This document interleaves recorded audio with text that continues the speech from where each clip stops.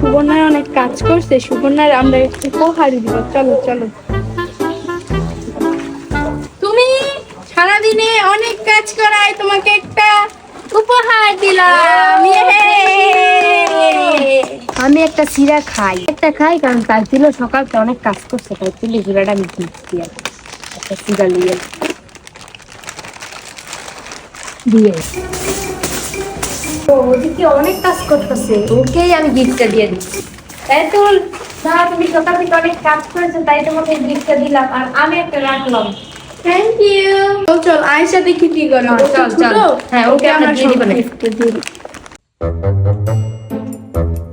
ওই যে দেখো আসে জুতা মুছতাছে। তুমি কি করো? আমি আমার জুতা মুছতাছি। তোমার জন্য একটা গিফট আছে, নাও।